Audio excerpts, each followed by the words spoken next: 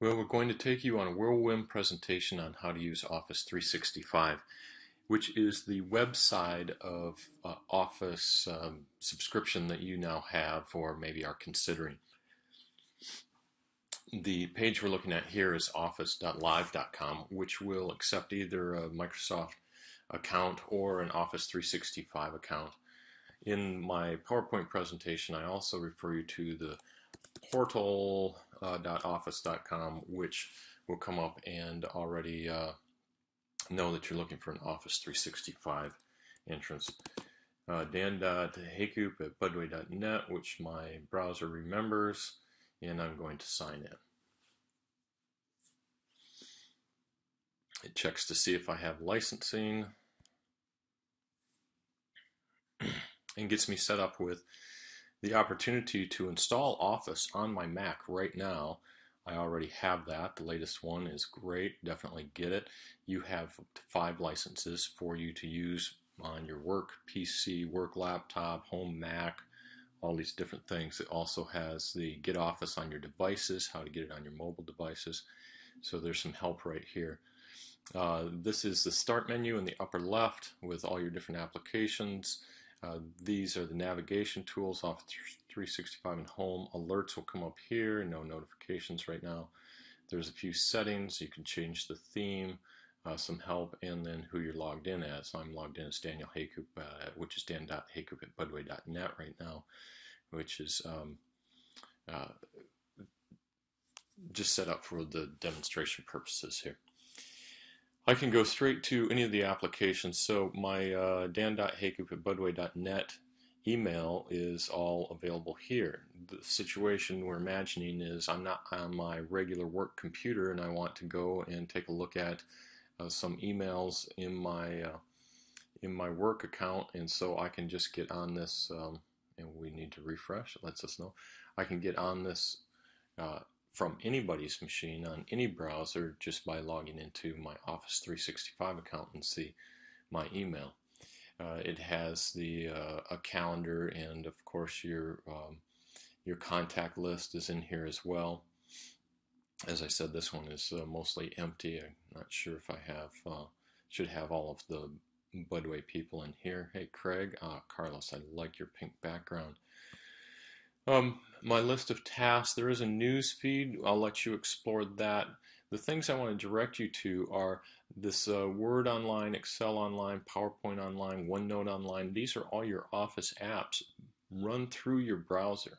This is not on your desktop, but through your browser now. We can use any of the templates that are available in here or start a new blank document. And instead of starting all of Word, this is going to run through the browser. And that's our document for now. It still has the ability to do a lot of the setup that you've seen before. Let's get a nice big title. There we go. Let's shout that to the world. And we can change our document name here to, and all of this is, as we're working, being saved to our OneDrive, which I'd like to talk about in just a moment. So this is Word Online.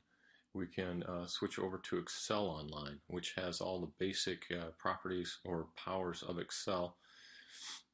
And I'm looking for the templates to download here. Of course, my internet has been wonky all day, so this is a great time to be trying to do a demo. Let's go back to our Hello World, and we also have on another tab, this is back to our contact list. So we're going to close this. We can see down at the bottom that this has been saved. If I were typing something quickly now,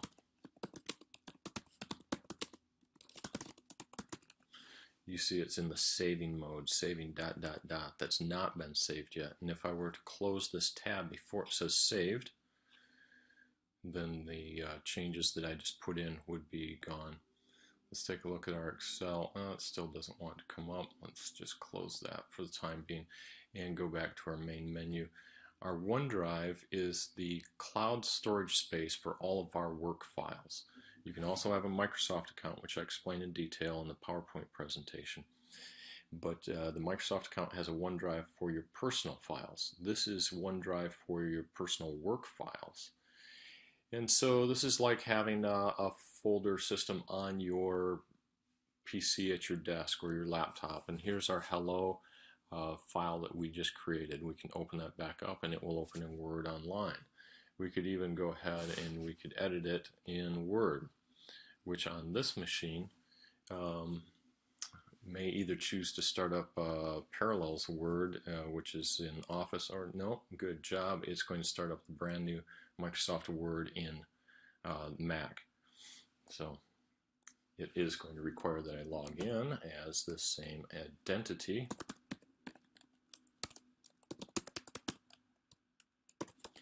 Now once you've done this, it's not going to ask multiple times. Here's something that you need to know. It looks like dan.haycoop@budway.net is used with more than one account. Which account do you want to use? I have a work account and I have a Microsoft account. The work account is the one that we've been working in, the Office 365 account. But I also use this email address to set up a Microsoft account long ago. So don't be confused about the two. If you're talking about your work files, click on Work Account. And now it will take that password.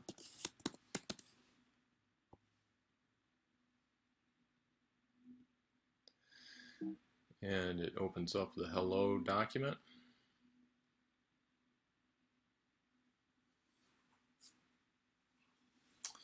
And it is ready to be edited. We can click here. So this is the new Word for Mac. If you got the latest download, we might come in here and say, let's just change the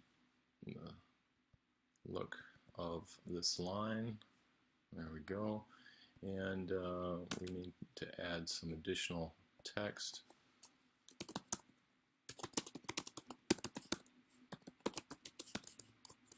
So now we're working in the full version of Word.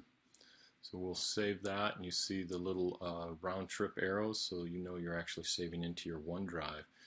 If we were to go to File and Save As, we will see that the different accounts are available for me. I have my OneDrive Personal, my OneDrive for SCM, I have my OneDrive now for Budway Enterprises, and later on we'll be talking about SharePoint. I have my SCM and my Budway Enterprises SharePoint available on here.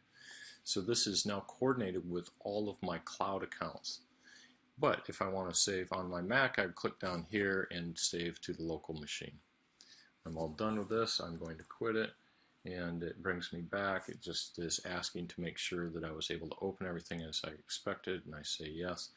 Now I see this page is not yet updated, but we could always click refresh on this, and we would get the new text that we just added when we open it up in Word, because everything is saved to the cloud drive that we discussed earlier. Okay, let's take another look at OneDrive. It can be organized with folders. You see the folder shared with everyone. Right now, these documents are not shared with anyone until we choose to share them. Everything is private until you choose to share it on OneDrive. So I might come up here and share and say, I want to share this with Carlos. There he is, Carlos Castillo, and send a message. This is just a test. And I can require login or not require login. I'm going to require login because I want to make sure that nobody that doesn't have the correct authorization can get in. I can choose to allow him to edit it or just view it. And so he can edit it at this time. And I've just shared it with Carlos inside the Budway organization. Now, look at that. Oh, hello, it's shared with Carlos. But we can share outside the organization as well. In fact, if we chose to share, we can just get a link, and a view-only link. We can choose to create this link and now email this. Let me copy this. I can email this to anyone, and they would have, outside the organization, inside the organization, they'd have the ability to follow that link and then view that file that I just created. We see that it is shared up here with Carlos, and it's open to anyone with a guest link. And that's the guest link I just created. Over here with a document which was previous, we'll take a look at our shares, and we see that this is shared with Diane and Carlos. I had done some work with them earlier. And maybe this presentation down here, well, it already tells me it's only shared with you right here. If I take a look at the share, I'll say only shared with you. I haven't sent that out to anyone. So that is the idea behind OneDrive. It's your work files, and it gives us some idea here of the sharing, who we want to work with, and we can collaborate. They can be working in the file at the same time we're working in the file. It's a very useful feature to have it in the cloud because you can get at it anywhere. It's very useful to be able to share it with somebody and have them work on the document with you. Now, you might be asking about the old share server. If you were from Budway or TTL and we're using the Rackspace SharePoint, that is this icon, Sites. You saw it right here at the end, Sites. And inside Sites is your team site. And the team site is where we're moving all of your old share server documents. You can see them over here. Here's some of the accounting files, and not everybody has permissions for those. Here are the regular documents. We had shared documents, and then there's some that are transferred. This were documents from the clients folder that I labeled as transferred because nothing has been approved on those as far as whether we want to keep them. This is the permanent file, which has a lot of contracts and leases. I'm sure we'll be keeping those. Similarly, there's an HR site, and these are different sites down the left-hand side. The reason they're different sites is it allows the accounting team to come in, click on sync, and sync just the accounting files with their machine. So Diane, who has a very large AP data entry file, can sync it with her machine and then see it run a little bit faster because it runs local to her machine, and then in the background will synchronize with the SharePoint site called your team site here.